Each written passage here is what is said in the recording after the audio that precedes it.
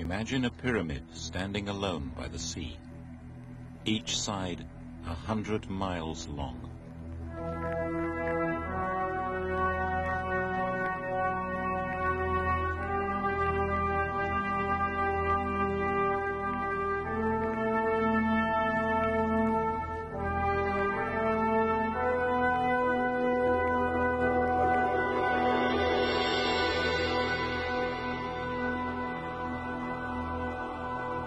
It's a mountain, nearly 4 miles high. In its folds, imagine every different climate on Earth.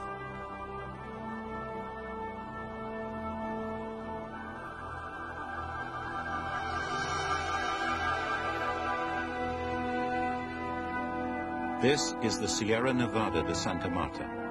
The people hidden here call the Sierra the heart of the world, and themselves the elder brothers.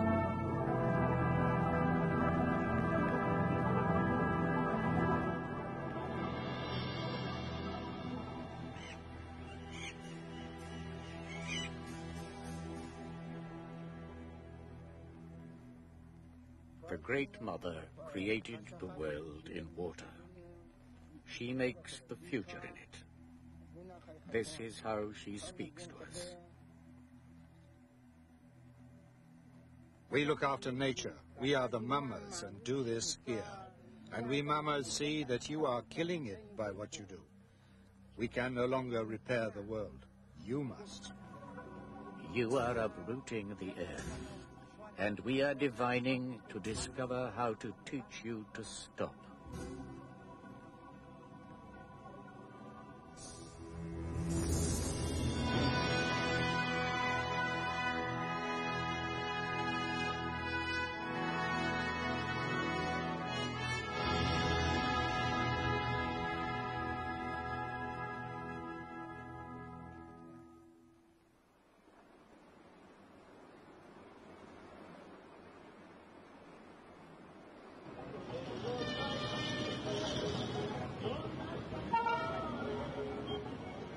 Santa Marta, on the Caribbean coast of Colombia, sits at the mountain's foot. It was founded by the Spanish in 1525.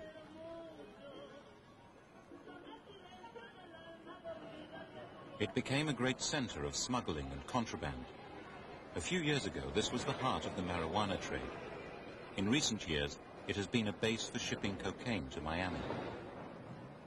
You can hire an assassin in Santa Marta for $100. Every sunrise reveals another murder. Like any city, Santa Marta's out to make money. Santa Marta would like to be Los Angeles or Miami. It belongs to our world.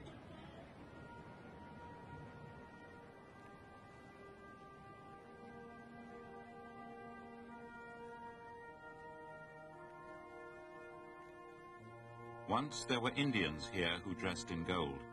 They had orchards, fields, and cities.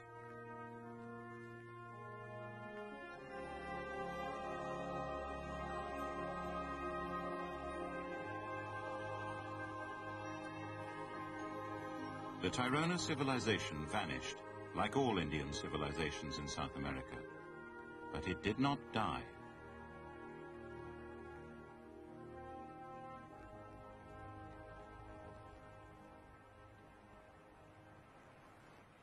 "400 years ago, they withdrew for safety into the heart of the world. The children of the Taironas still have their cities, their roads, their orchards. And from the hidden folds of the mountain, they have watched our civilization in silence. But now, the descendants of the Taironas have summoned us. This film is their first message for centuries.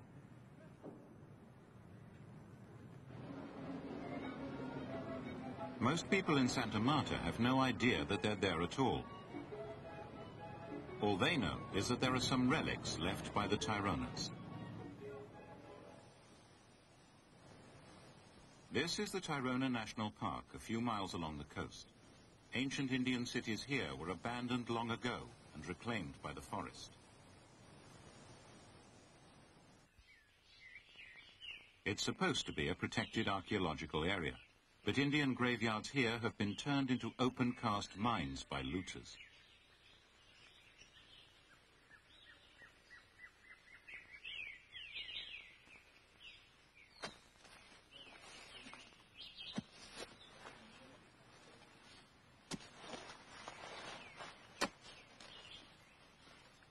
This man is a tomb robber, probing the ground for the feel and the sound of pottery.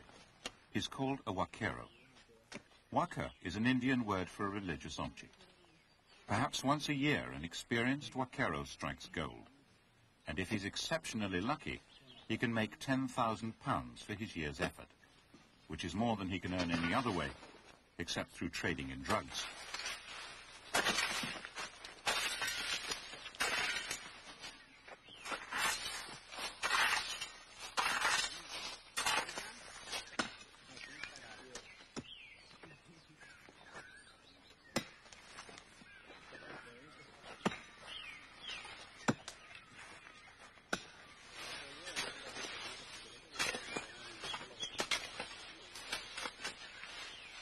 A few years ago, the Wakeros formed a tomb robbers union with 10,000 members and asked the government to recognize them officially. They were turned down, and today they protect their rights by more old-fashioned methods. If you want to be shot dead in a hurry, dig a hole near Santa Marta. The law has no power here. These robbers are working in full view of the public.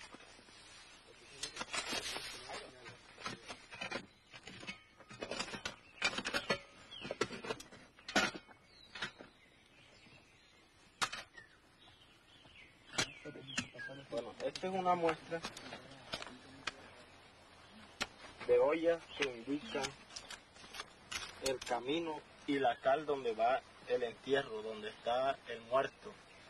Posiblemente con prenda o puede ser un indio pobre. El camino sigue aquí.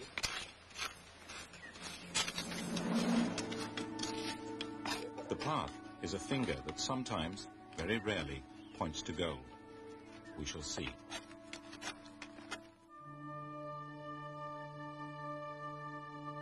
In 1973, a lone Wakero hacked a path into the dense rainforest. The area was called El Infierno, Hell. But there was a rumor that somewhere in Hell was once a great city rich in gold. He found it.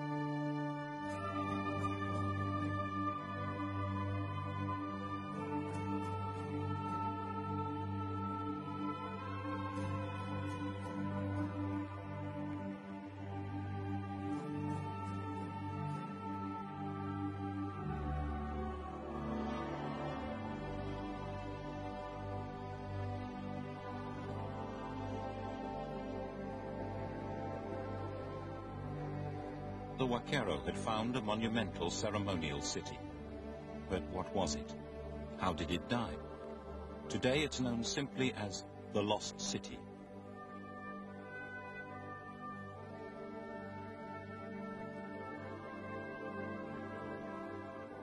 On the sides of the ridge there are huge terraces covering more than 2,000 acres. The wooden thatched houses have gone, but for 3 years tomb robbers pillaged their stone foundations.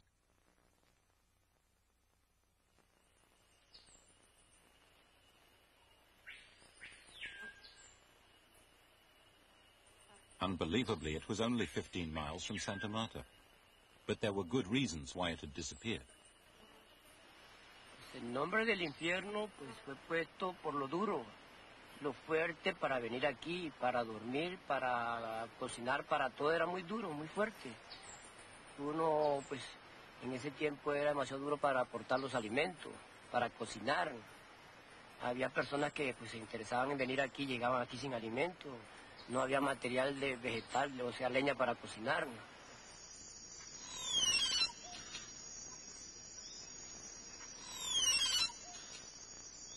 Eventually, Frankie led the archaeologists into the jungle, and they began to recognize that the civilization that built the lost city was very advanced indeed.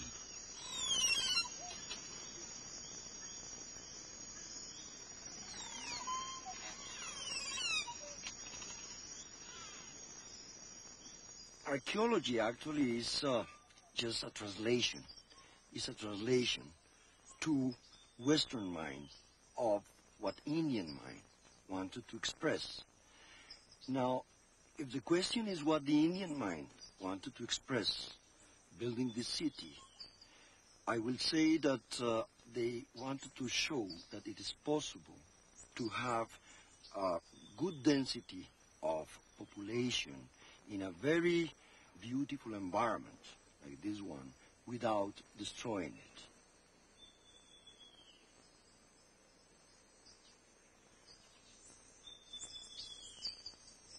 There is also certain techniques of the Tairona.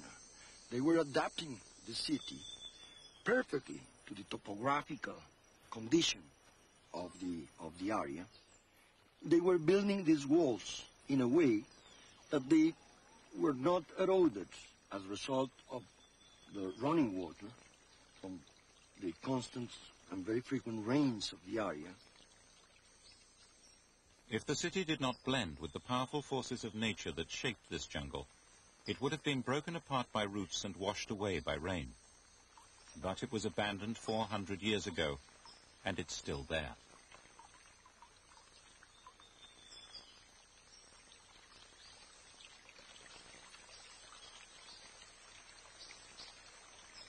The paths and stairways carry away the water without damage, and they also link the city into a network of roads covering the whole mountain.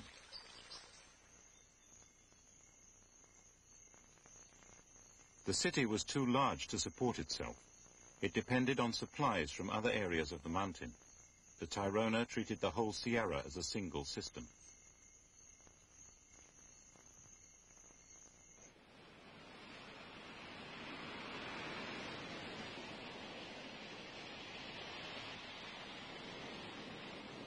The Sierra is a copy of the whole planet in miniature. At the edge of the sea, it's in the tropics. It's very hot and very lush.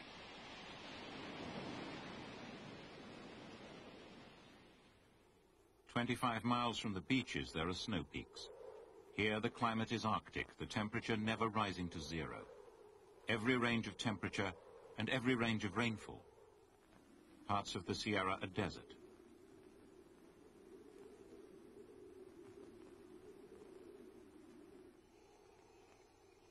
Other parts are tropical rainforest and mountain cloud forest.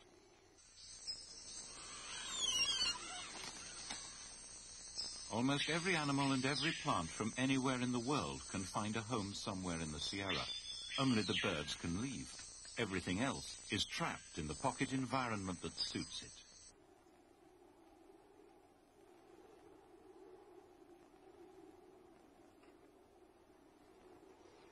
They were using the Sierra, not going against the Sierra, see? They were using the Sierra by its climate levels. So people that were allocated in the lower part of the Sierra were people that were fishermen, and these fishermen were the people that were producing the proteins and the salt. And they sent that salt through the roads, paved roads that they were constructing with stones, these marvelous works of engineering, up to the other levels of the Sierra where they were planting different crops.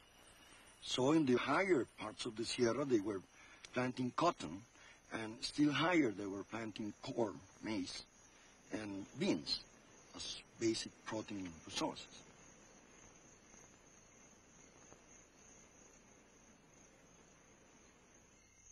The whole Sierra was farmed and structured. Almost every slope has been terraced for planting.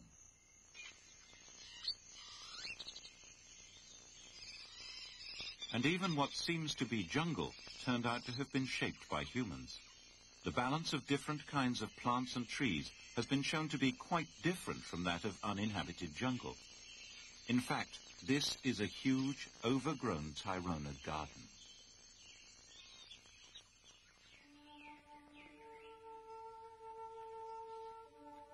By the roadside, at the entrance to the lost city, there's a carved stone. It seems to be a map of the complete system, covering the whole mountain massif. But although there are many ancient roadways, they do not fit the map.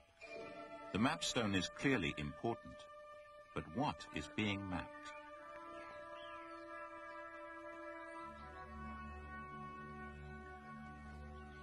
There are people who know. The descendants of the Tairona, the Kogi, still live in cities higher in the Sierra. All of the civilizations that flourished in South America were demolished by conquest, except this one. but they do not speak to us, and no Colombian speaks their language.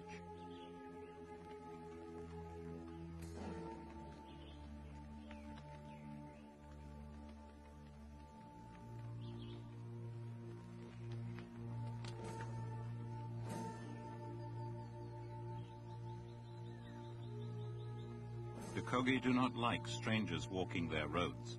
They call us, the younger brothers, children who do not understand how to take care of the world.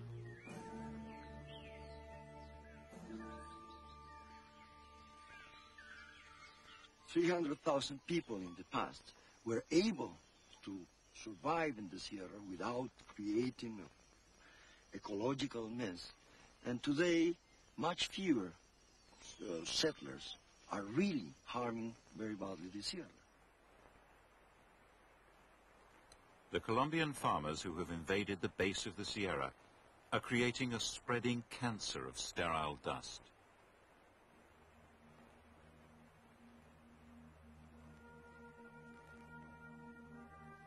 But neither the original conquerors nor modern farmers have ever colonized the higher parts of the Sierra. Missionaries and officials who've tried to take control up here had a long, difficult journey, and when they arrived, they met a passive human wall of resistance. It worked. Even today, this jungle represents a barrier that separates the world of the Kogi from our world.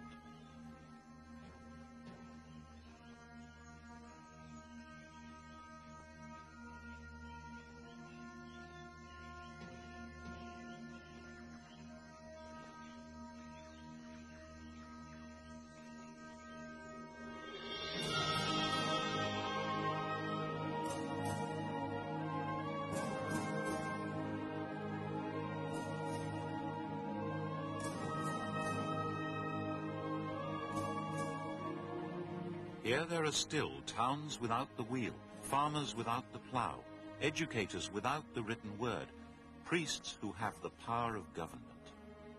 To learn how the Tairona organized the life of the heart of the world, we would have to go to the Kogi. Everyone said this was impossible. A government official who the Kogis trust climbed the mountain with my letter. A Spanish-speaking Kogi went with her to interpret it. And eventually word came back, the mamas wanted to speak. They said they had a message to give to the world. We would not be allowed to see everything or to learn every secret. We never learned anyone's real name. Everyone is known by a Spanish pseudonym.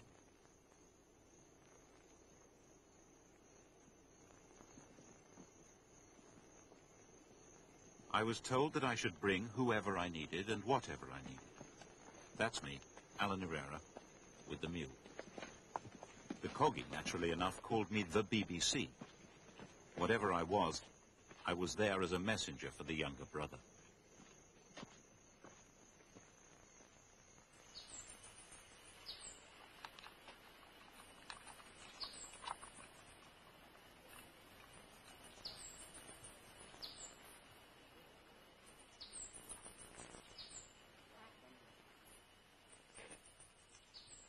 In the beginning, the Great Mother divided up the earth.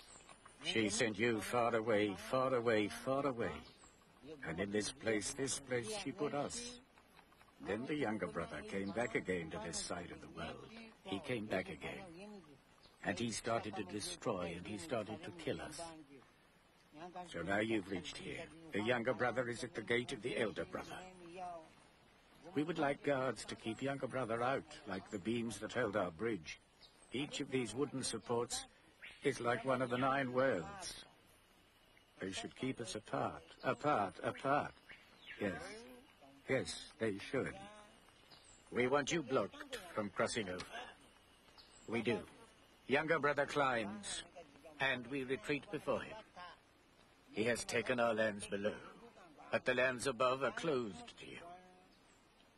It was said long ago to the younger brother that he should stay in his place over there, but he never listens.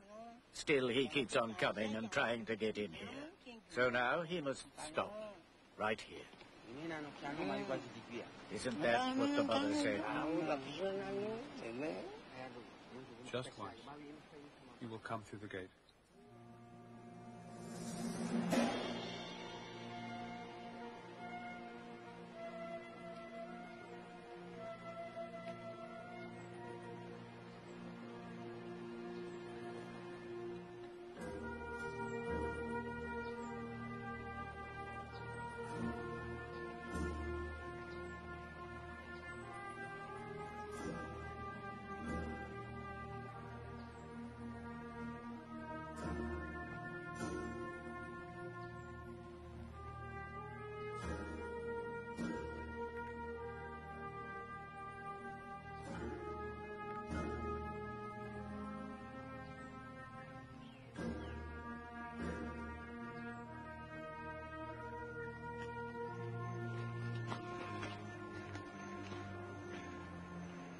This is my third successive January in the Sierra, but it's the first time I've ever been allowed up this far. Up to now, I've been kept in frontier regions, and all our filming so far has been in a frontier region. But up here, now we've crossed that bridge, we are in Kogi territory and about to enter a city, a large town at any rate, which has been occupied continuously since before the conquest, which is built on Tairona foundations, which is a functioning Tairona city. We are now entering the last functioning civilization of pre-Columban America.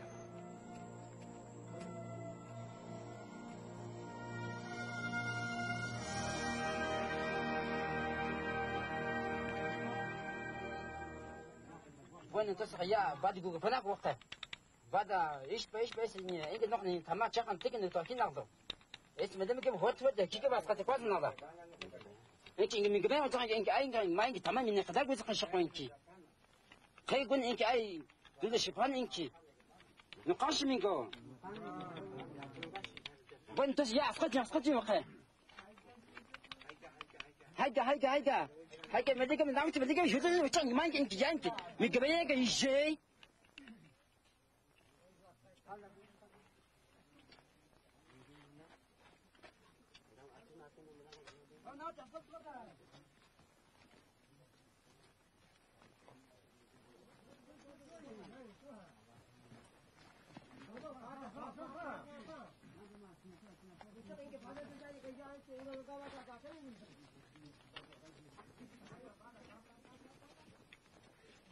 The ordinary citizens were described to me as vassals.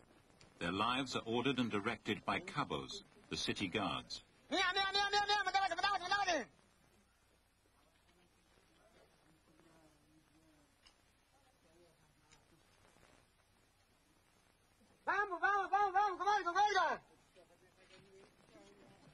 They control what comes in from the outside. Iron tools are useful, but shoes would break the contact between people and the earth.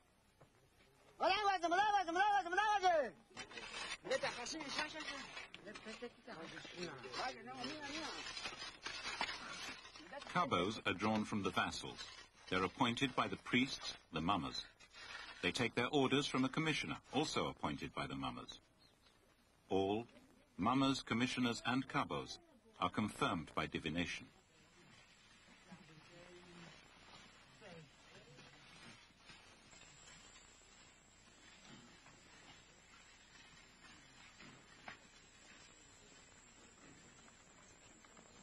This rigid society, in which every man must work when he's told to work, maintains the paths of its ancestors.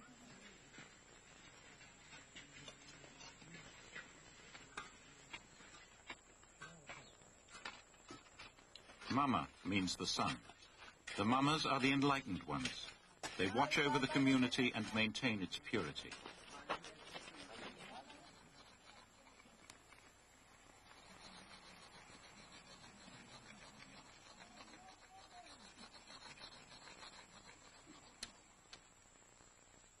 In each town there is a large house which only men may enter.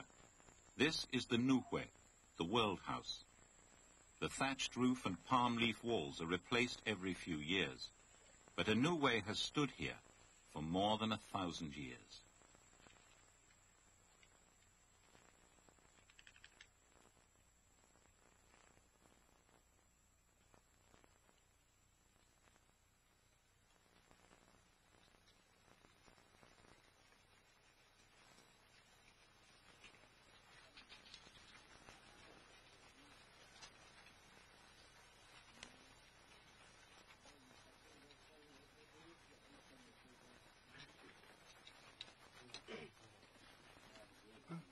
I'm here. We all are here to give a warning. I'm speaking on behalf of us all, to send out a message to all the younger brothers, and I'm going to have to say it in a way that they can understand. Not just a message for the men who've come, and whatever place, wherever it is they've come from. Not just for the men who've come. I want the whole world to listen to the warning that we speak to you.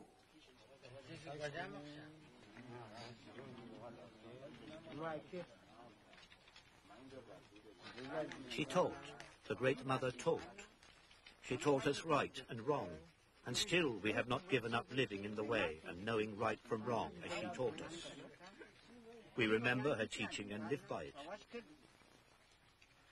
The Great Mother taught and taught.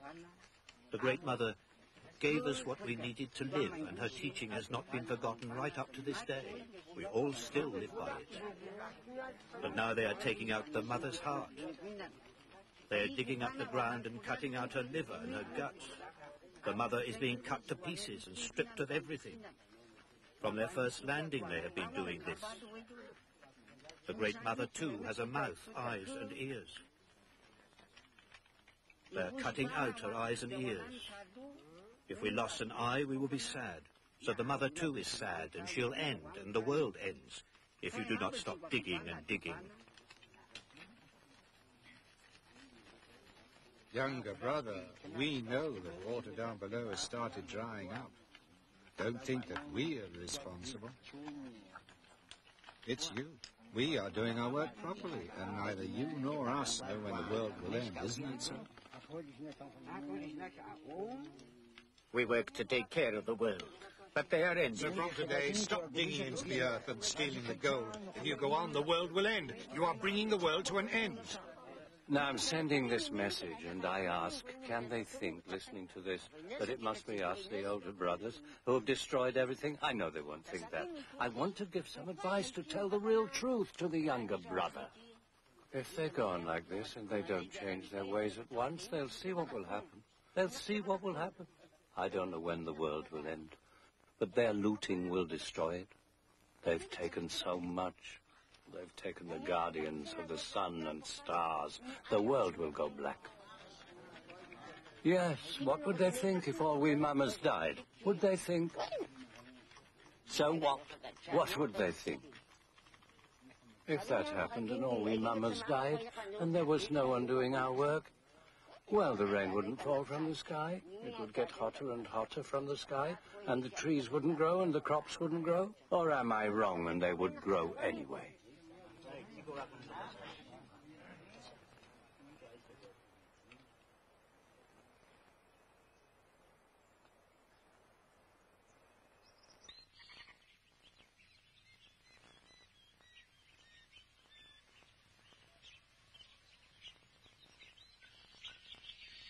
Are we really meant to believe that the Kogi have been secretly taking care of the world for centuries? They believe it. They are the elder brothers. That's why they live the way they do.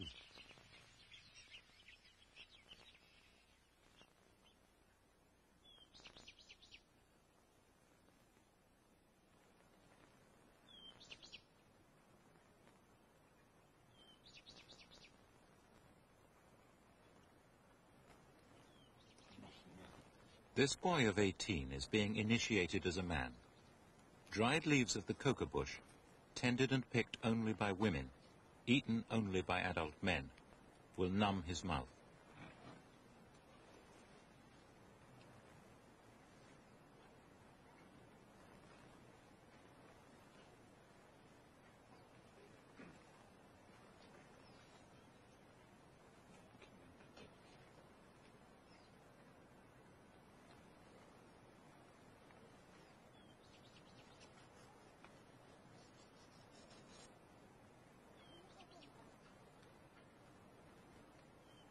There is powdered lime on the stick.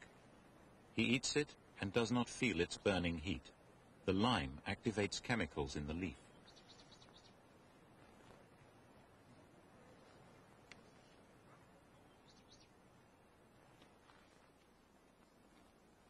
They believe that natural coca civilizes men.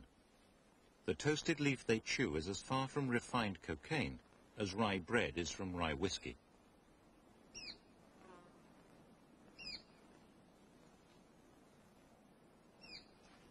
It has been a food for thousands of years for Native Americans, giving them important vitamins and enabling them to endure long periods without food and sleep.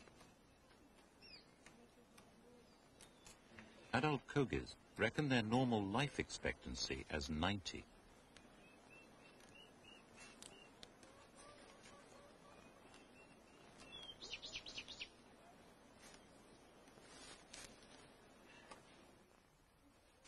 The lime is kept in the poporo, the symbol of manhood.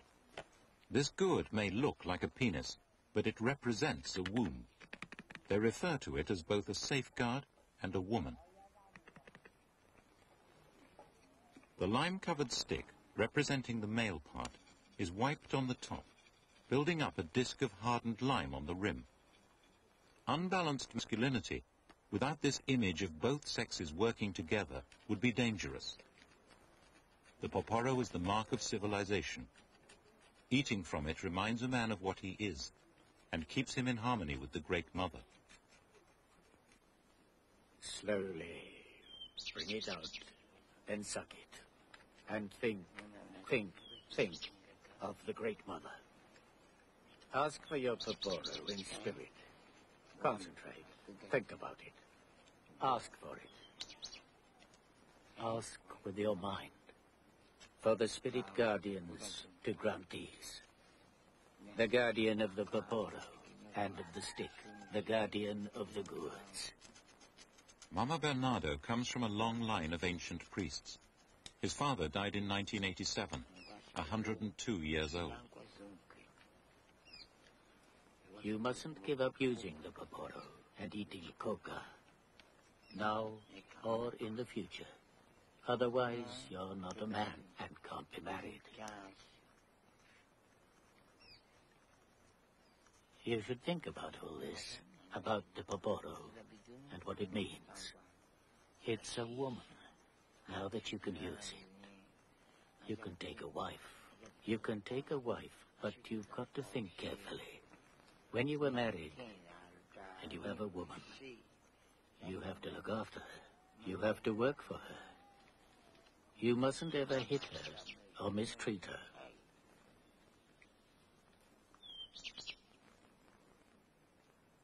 At night, before you sleep, chew the leaf. Chew 4 times at least, to help you think clearly. And think what you're going to do the next day. What things need to be done, and how you're going to do them. Think it through.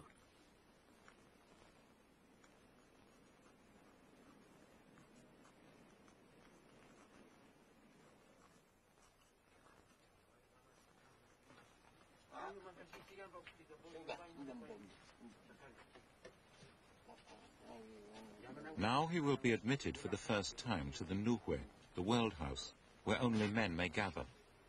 He will sit for 4 days and nights with his face to the wall. He will neither sleep nor eat. He must listen to the teaching of the town officials and elders.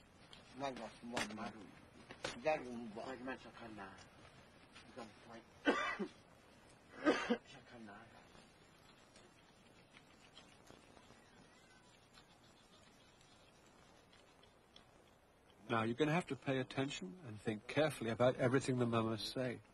You must listen to their words, you must remember what they tell you, and you must think about it very carefully. And that way you will behave well. You can't just cut banana trees, you can't cut them, because banana trees are like your father, like your mother.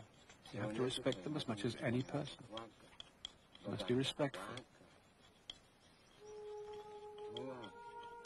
You shouldn't cut down mango trees, or avocado trees, or guayaba trees. Any growing tree is like a human being, and they hurt too, just like you were cutting off your own leg. Nor should you disturb stone.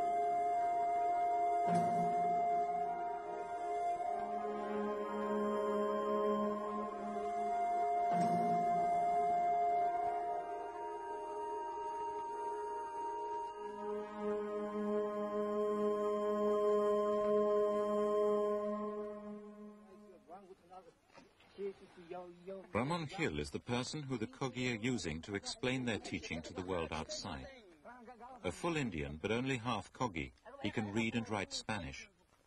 The Mamas taught Ramon for 14 months and then sent him to communicate with us. Humans need water. They have to have water to live. The earth is the same. It was made perfect by Saranqua, but now it is weak and diseased. The animals die, the trees dry up, people become ill.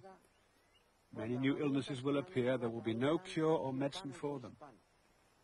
And the reason is that younger brother is violating fundamental principles continually, totally. Drilling, mining, extracting petrol, minerals, stripping away the world. This is destroying all order and damaging the world. BBC, tell the younger brother, open your eyes. Hear the Mama's law and story, learn how things really are.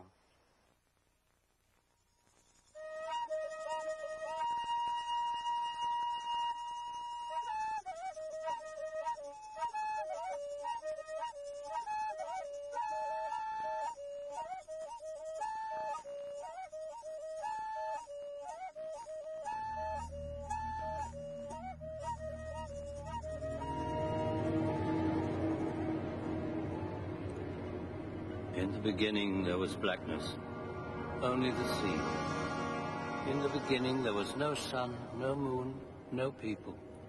In the beginning there were no animals, no plants, only the sea. The sea was the mother. The mother was not people. She was not anything. Nothing at all. She was when she was. Spirit. She was memory and possibility. She was a Luna.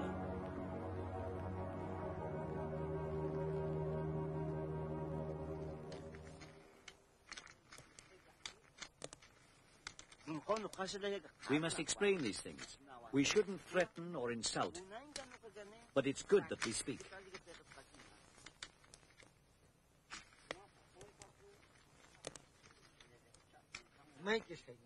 We must show them how we work and how we offer our tribute to the Great Mother, so that they know that we are here working for the younger brother too. The Mamas work not only for the Kogis, but for all the people in the world. The Mama stands up. The Mama is not angry, not even with younger brother, although he did harm. The Mama must look after younger brother and elder brother, and the animals, and the plants, and all that is natural. Because the Mama has a duty to care for the future of all kinds of creatures, and all kinds of people.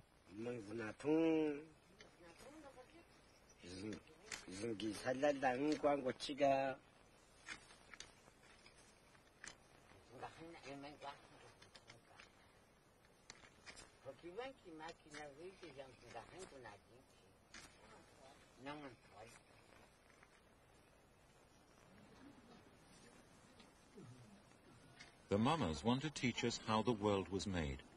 They say that we mutilate the world because we do not remember the Great Mother. She is not a distant God. She is the mind inside nature.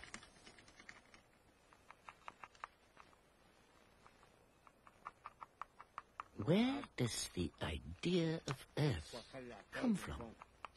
Where do we get the idea of water? Why do we have a word for it? These things were conceived in the beginning, before the dawning. These were ideas, water and earth. We can only have ideas of things that have already been conceived in a Luna. Before the dawning, before there was anything, we were conceived in the water of a Luna. So were the trees, the mountains, everything.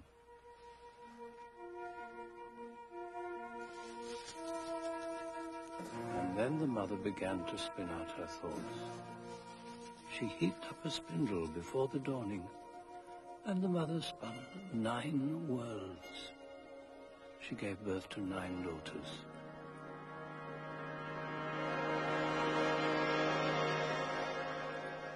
Each world had its own color, and she gave birth to sons, the lords of creation.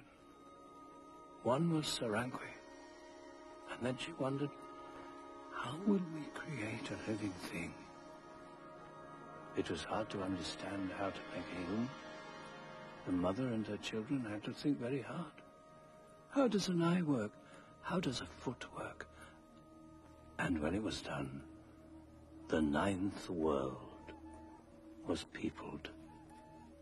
But this was before the dawning. There was still no people, no plants, no animals, no sun. Only the mother. Only Aluna.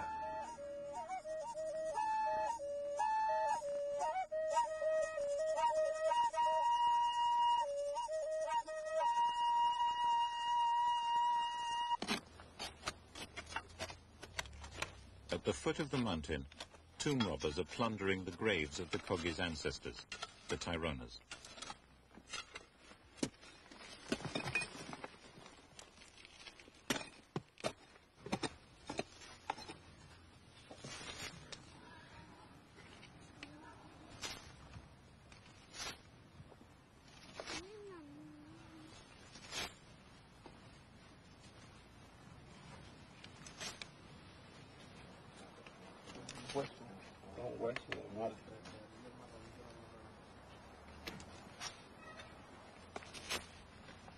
The jar is a womb of clay for the dead.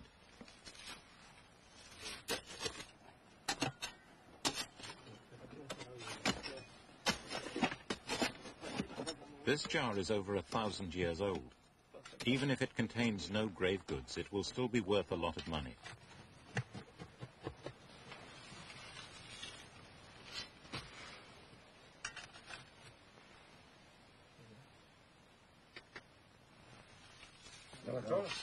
Sí, caracol, burgao.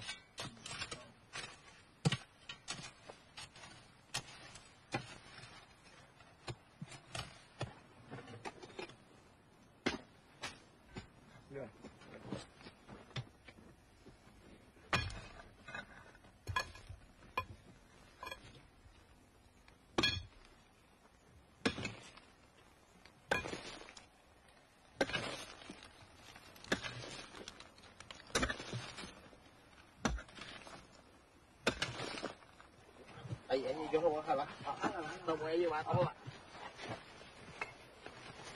Vamos a subirla.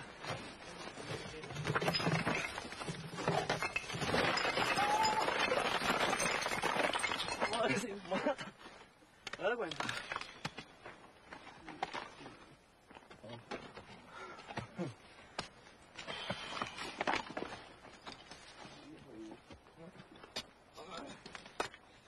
The shattered jar is of no interest at all.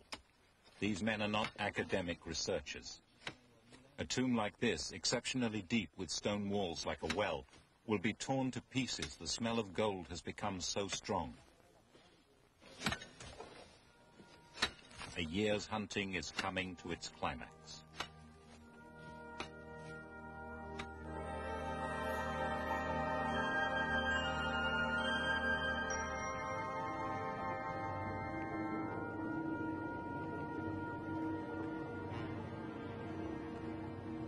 The mother bled. She had her period. She was fertile, and the world was fertile.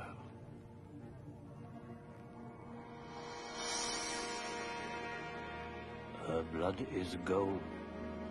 It remains in the earth. It is fertility. Gold and water, blood and water, are necessary for the life of all things. And then human beings were made to care for the living things. The plants, the animals. This is why people were made.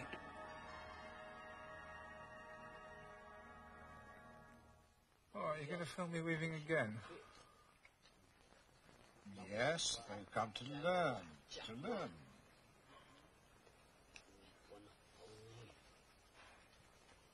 Let me explain. So say 9 threads. 9 threads. Makes a block. To make a cloth takes us almost a month.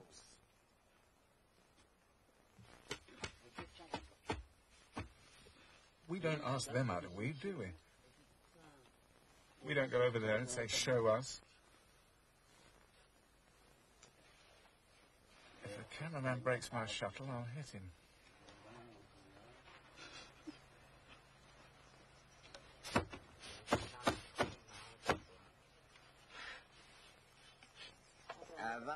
The diplomatic gentleman in the hammock, persuading a reluctant weaver to cooperate in filming, is Mama Juan Jacinto, a hereditary lord of the Kogi. The mamas are convinced that they have to make this film, but the vassals have been brought up to be suspicious of outsiders. When you start to weave, you should concentrate on what you're doing and not let yourself be distracted by other things. So settle down, think hard, think about the cloth, because you are making the clothes that we wear. The cloth you make is an offering, and it says a great deal about what kind of man you are. Clothes speak to the fathers of the world, so you have to weave them well and carefully, thinking only of what they mean. The cross of the loom shows the beams linking the corners of the world. It is the cross which sustains the earth. The mother gave us a copy of this in the loom so that we would remember it. The Great Mother told us what to put in the poporo. To put in here, we must go all the way to the sea and fetch shells for this gourd. We must never give this up. Mama Fiscal is preparing to burn seashells to make lime. The mamas make occasional journeys to the beaches near Santa Marta to collect the shells.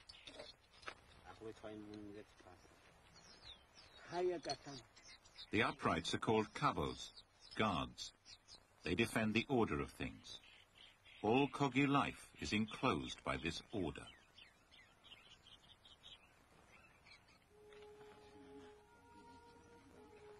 The floor of the Nuhwe, the men's house, is the ninth world, the material world.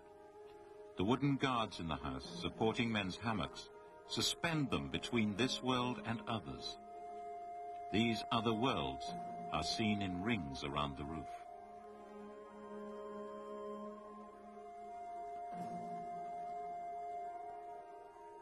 At the center, everything descends from the cross beams on which the universe was built. This order is built into the fire. 9 shells for the 9 worlds, the 9 children of the Great Mother.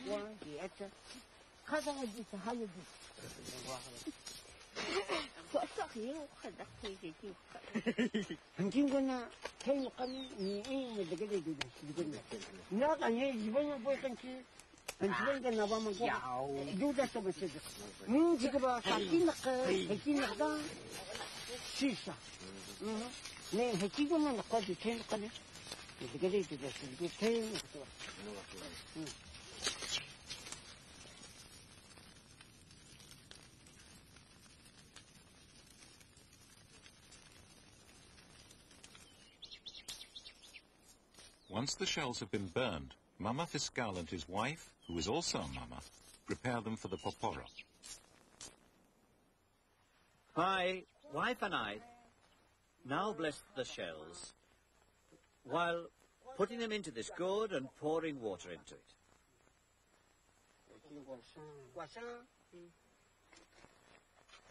When you're doing this work, preparing the shells, you shouldn't be using the poporo and you should not be thinking about anything else at all.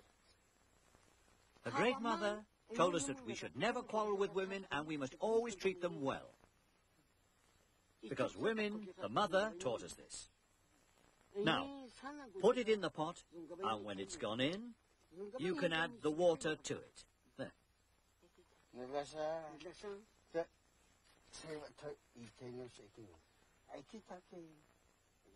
He has explained everything. You should be thinking how it was that the Mother gave it to us in the beginning. The Mother gave these things to me, too. I still know. I haven't forgotten what the mother taught. And the younger brother mustn't think that women don't know. I am a mama. I know how to give a boy his poporo.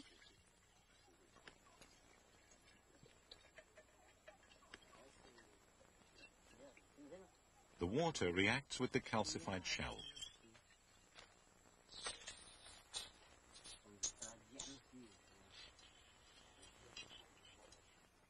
Mama says in our history, Mama says that here in this land,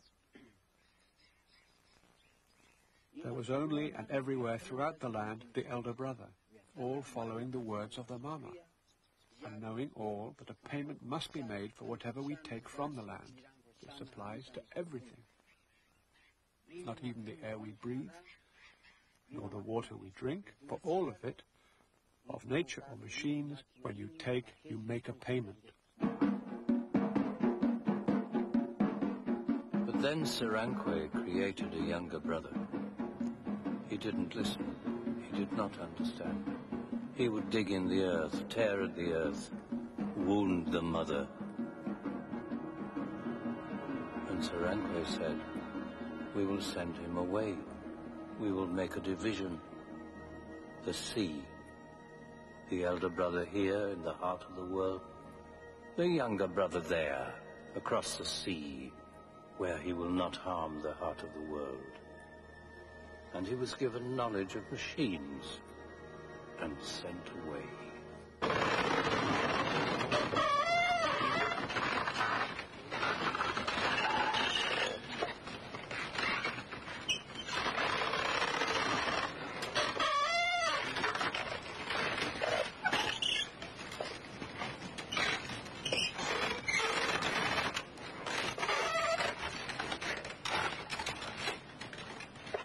The sugar press, like the sugar cane they grow and the horses and cattle they keep, had no place in the world of their ancestors. All these things came when the younger brother crossed the ocean to return, as the Kogi believed, to this original Eden.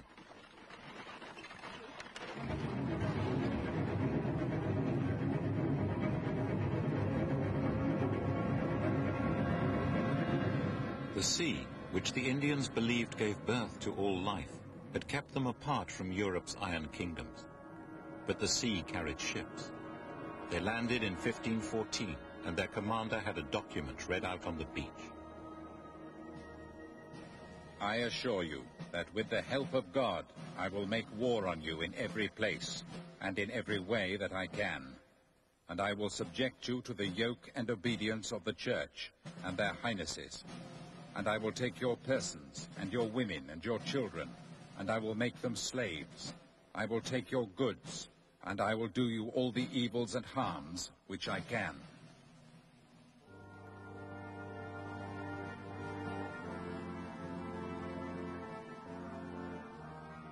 They found a well-paved road leading to a city.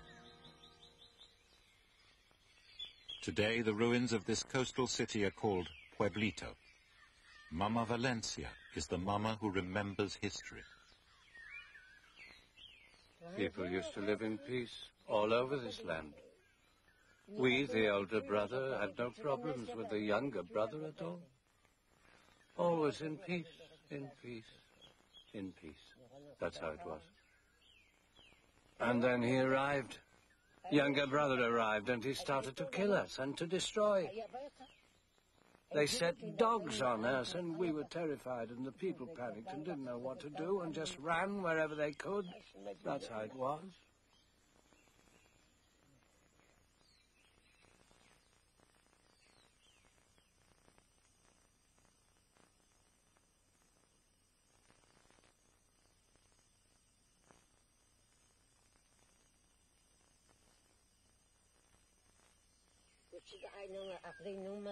Things fell from our bags as we ran and scattered everywhere. Falling, scattered. Our finest things. And when we stopped and we looked, hey, everything was gone. Nothing left.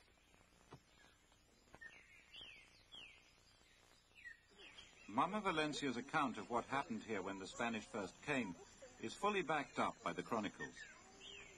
In fact, The 5,000 or so people that lived here continued to live here after the Spanish arrived, and it wasn't until the end of the 16th century that relations finally broke down to such a point that the city was wiped out.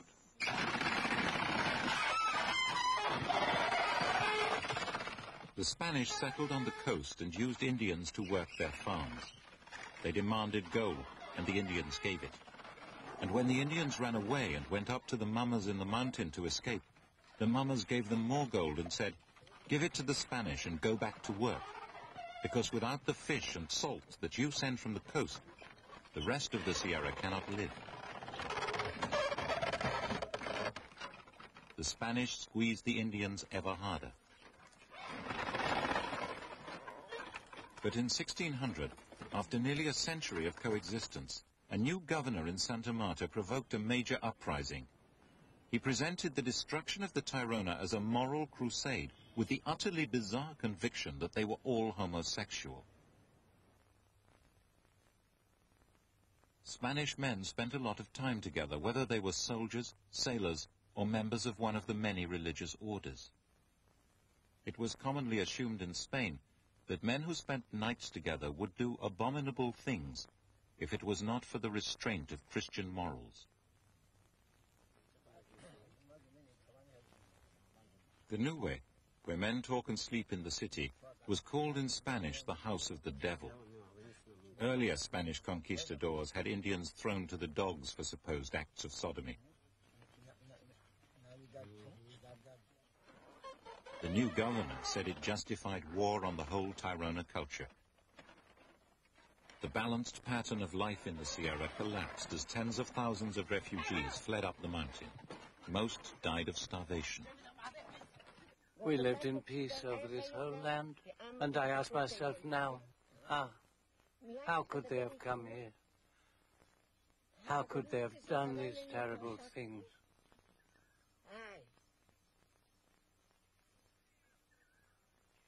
They made us run away and hide. We ran into the mountains. We were so terrified of their dogs and their guns. And they chased us and chased us and chased us and stole our land. And when I think that they came here only to kill us,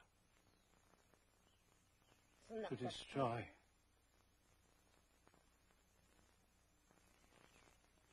no, it's unbelievable. They stole from us. They took our land so that they could live here. Wasn't that how it was?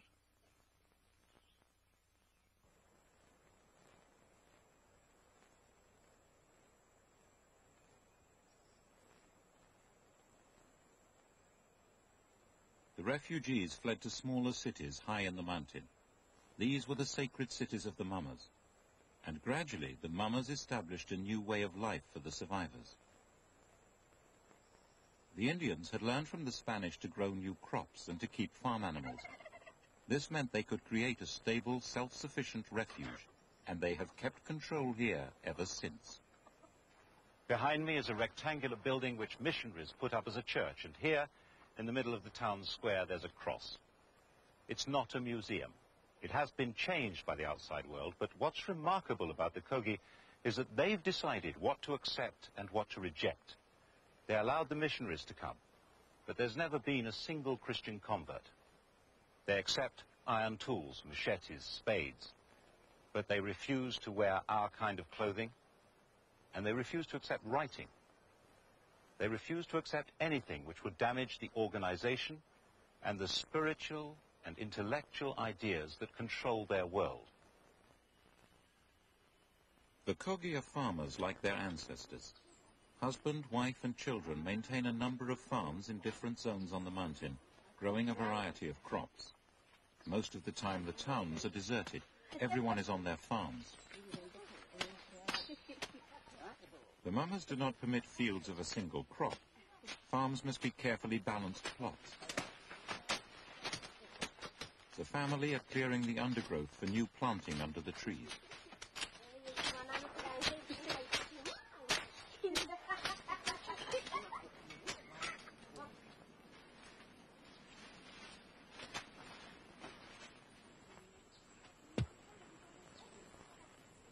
Beans are being planted close to the farmhouse. Only women may do this. It's part of the relationship between the mother of a family and the Mother Earth. They insist that the secret of fertility does not simply lie in knowing how to plant and harvest.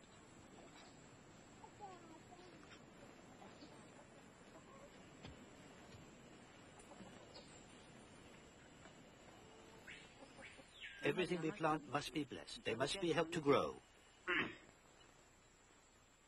Beans, corn, they all have guardians. Fruit trees, too. They all have guardians. They all have guardians. We must ask the guardians permission. If we didn't do that, then if crops aren't blessed, how can they grow properly?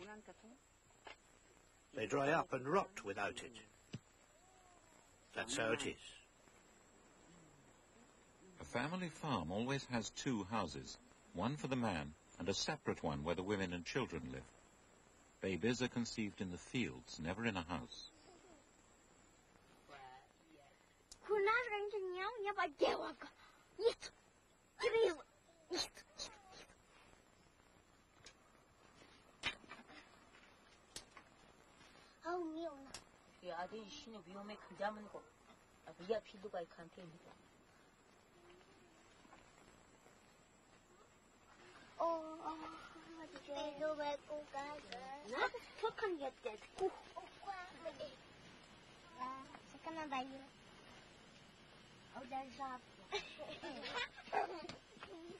So we take the children to the mama so that he blesses them.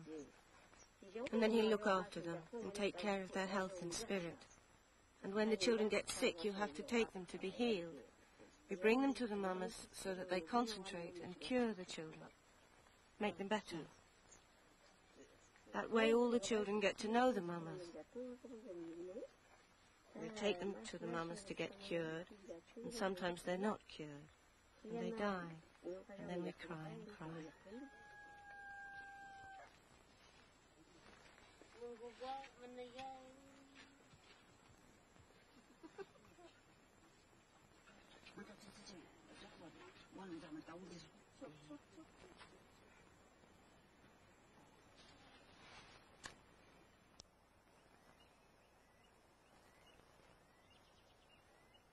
The mamas tune themselves to Aluna, the inner reality of the world. And they have a very different kind of upbringing, from infancy. They're selected by divination and taken away.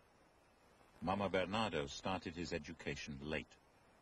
I'll tell you what it's like. When I began my education, I was only a boy, this big, you ought to hear.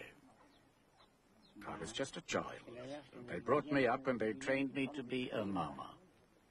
9 years. That's how long it took, my training. 9 years. And at the end of that, it was done. I was ready. But really, to tell you the truth, to pass on the teaching really properly and do it really well, to do it in the right way, you take a baby, best a baby from the moment that it's born.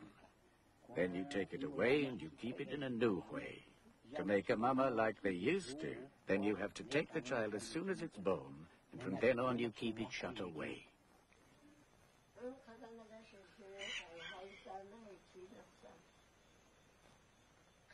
The child is sometimes educated in a specially built house, sometimes in a cave. It learns to meditate on the Great Mother and on other spirits who come from the Mother, the guardians of all living things. These must be helped and cared for because they nurture the world. They must be given nourishment, represented by offerings of fragments of thread and leaf and stone.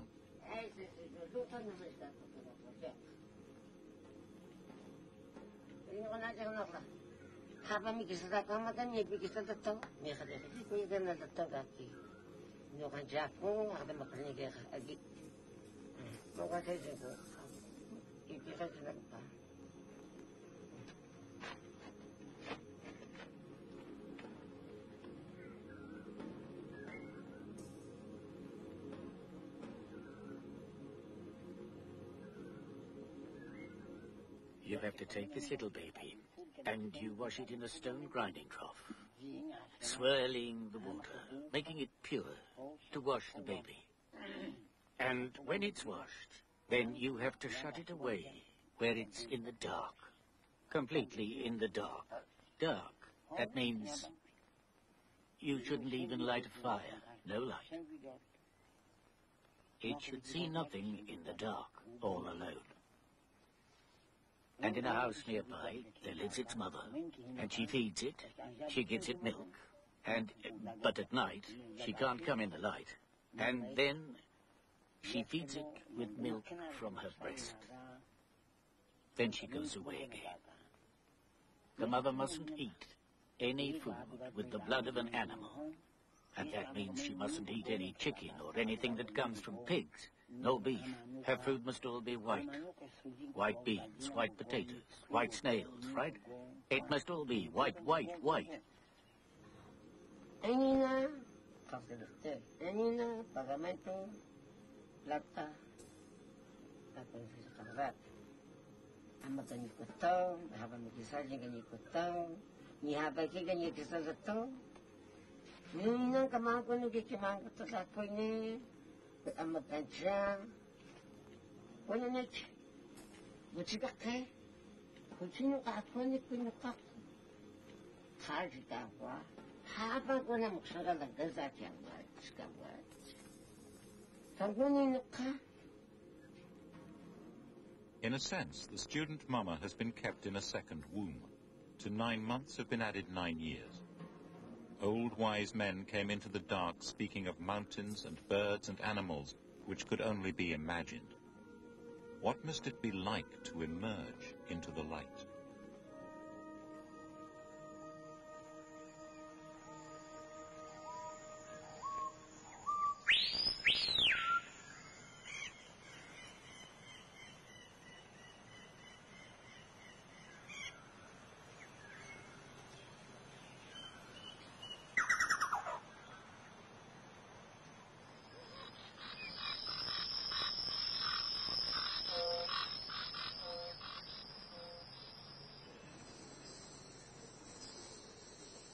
For all his life, the child has known the world only as an idea.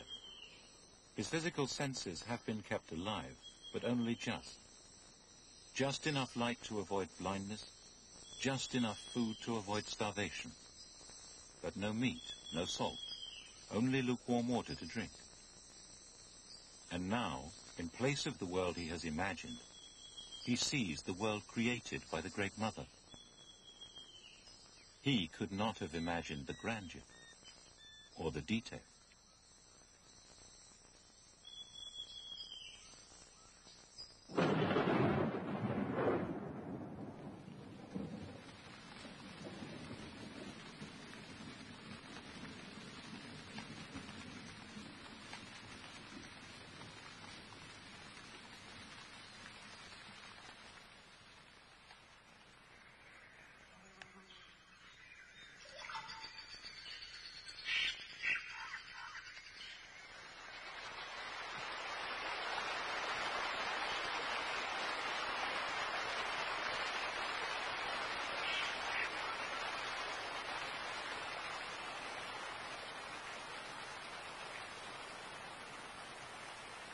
What a power there is in the mind of the Great Mother to conceive all this.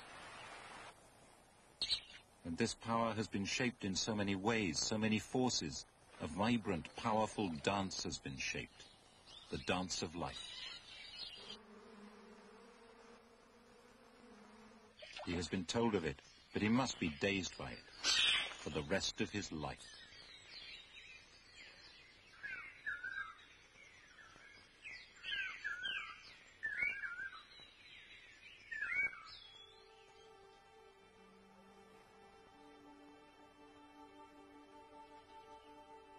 The Mama has to work in a world visible only to the mind's eye, the world of Aluna. The offerings he learned to make in the dark are now made in the light of day, creating harmony in the spirit world and in this one. The stone paths of the ancestors are traces of the spirit paths which the mamas walk, in a space we do not understand.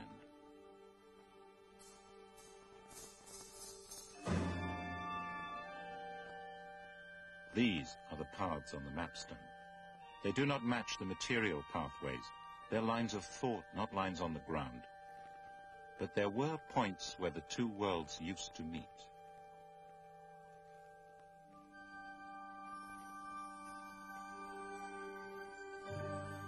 At these sacred places, gold was hung from the trees.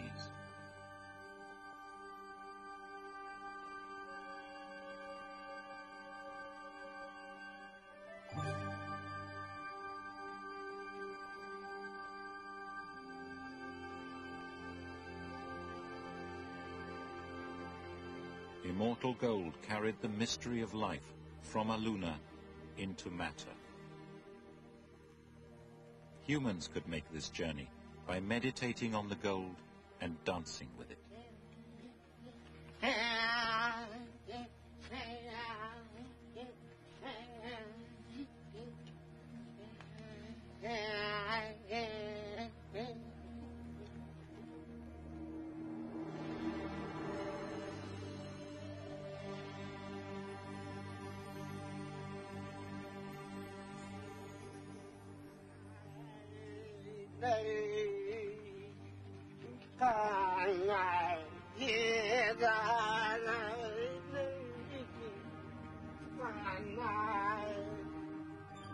And body ornaments of gold helped humans play their part in the dance of life.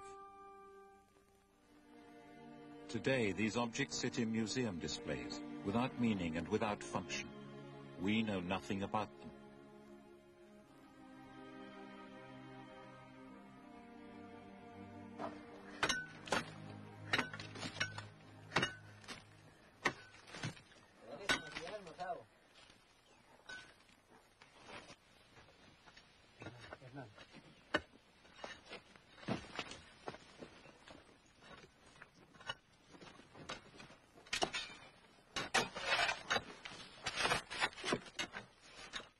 Down below, by the sea, there were the gold guardians. The guardians of yucca and of the trees. All the trees and all the birds were there, in the ground. They cut the earth, dug them out. They must stop doing it. Must stop doing it.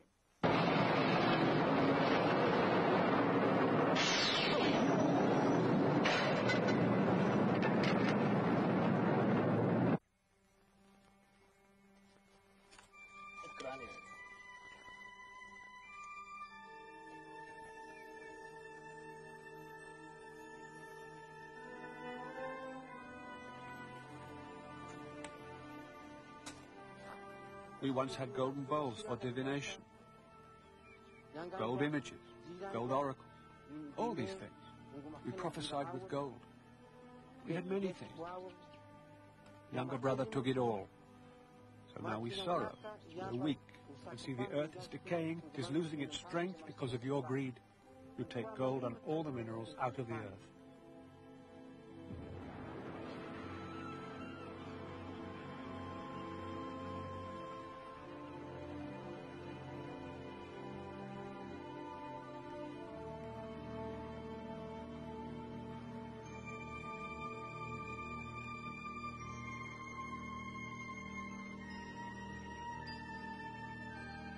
In London or New York, it's worth at least $20,000. It's an investment.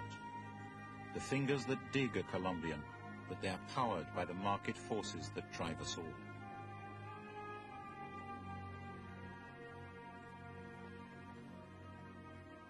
The Kogi believe that the sacred network that keeps the earth in balance is being torn to shreds.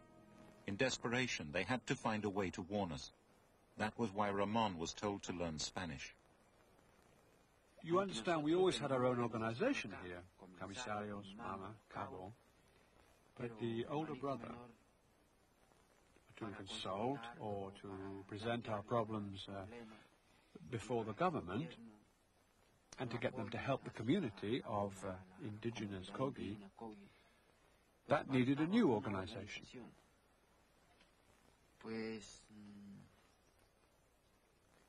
So we set up the organization Gonavindua Tarona,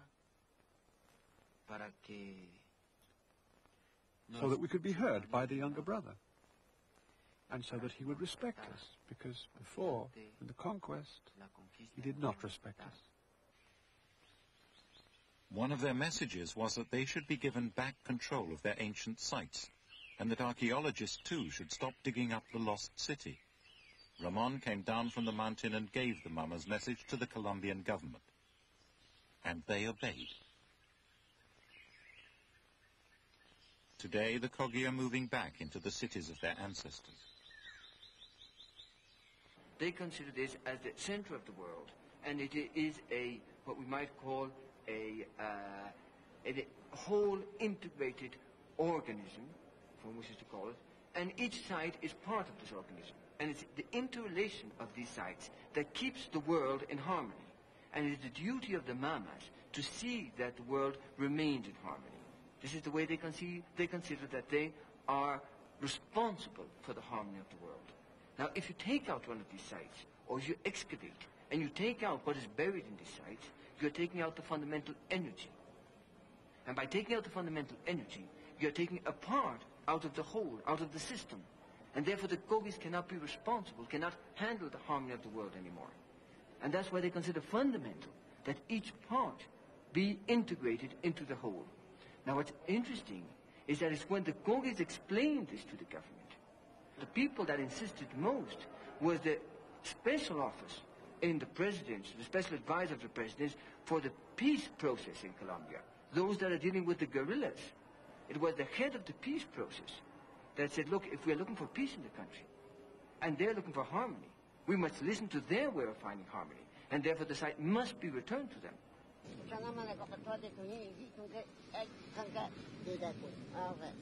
And so Gonavindua is now growing, and it ought to grow, so that everyone in the world, both internationally and here in this nation, will show respect to the organization Gonavindua,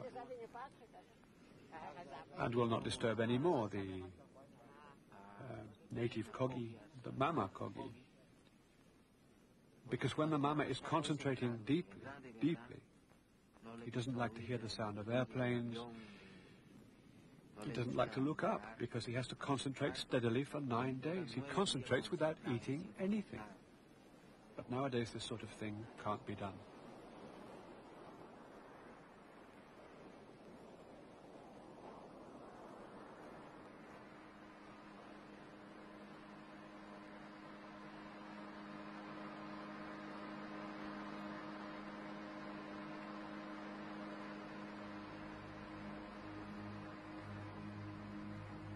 This was the site of a sacred freshwater lake.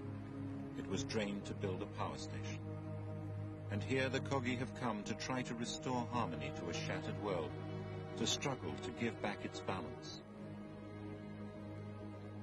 They have to restore harmony over the whole Sierra, the heart of the world. While offerings are made down at the sea, others are making them high on the cold peaks above.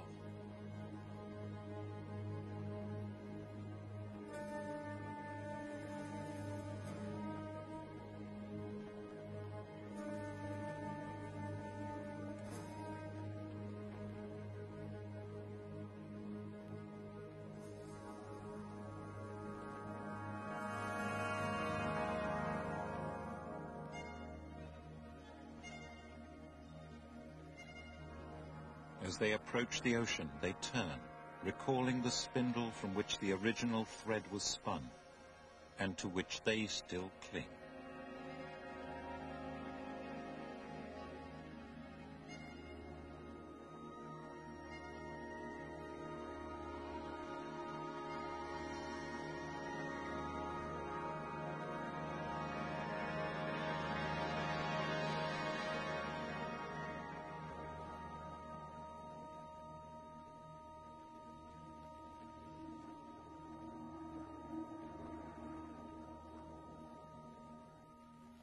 Because you take out so much gasoline and minerals, the earth is becoming steadily weaker. And so the Mama has been thinking, what can we do to make sure that the younger brother fully understands? Because the Mama says that it's very difficult for the younger brother to listen well and to hear. But it will be even harder for him to give things up. He's going to have to learn. Younger brother must listen carefully to the history of the Mama, the law of the Mama, the beliefs of the Mama.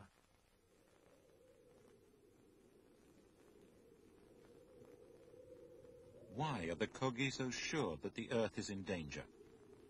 The answer is high on the mountain peaks. This is the most sacred land of all. The Mamas did not forbid me to go, but they did avert their eyes. But I had to come, because here is the source of their terror.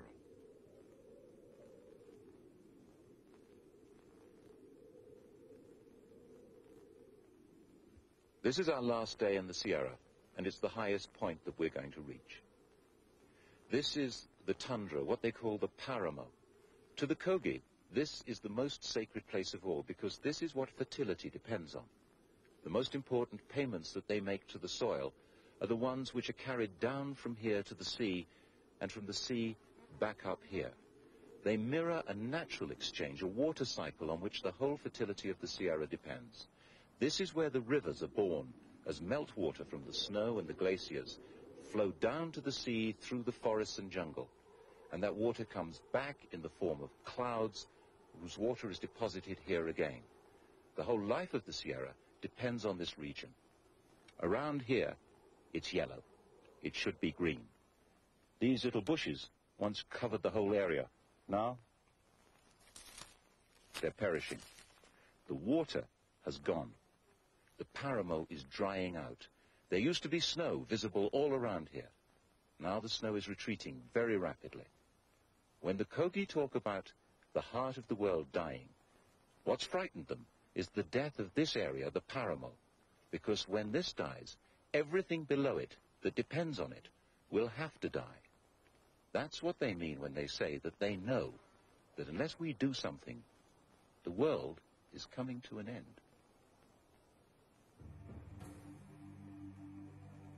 It is the mountains which make the waters, the rivers and the clouds.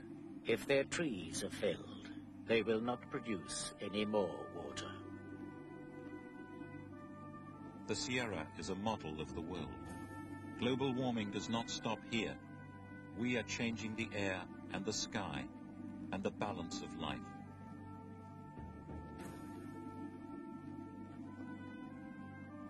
They have taken the clouds from the Paramo. They have sold the clouds. We know what is happening, and we're all in agreement. The world does not have to end. If we act well, the world can go on.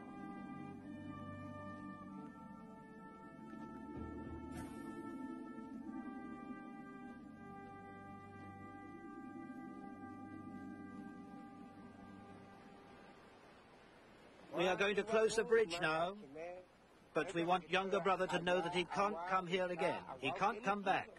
We are putting a barrier here so that he respects us, understands. We don't want him coming up here and interfering with us. He has destroyed so much. Does he see? No. Understand? No. Start to understand, or what will happen? Right, that's it.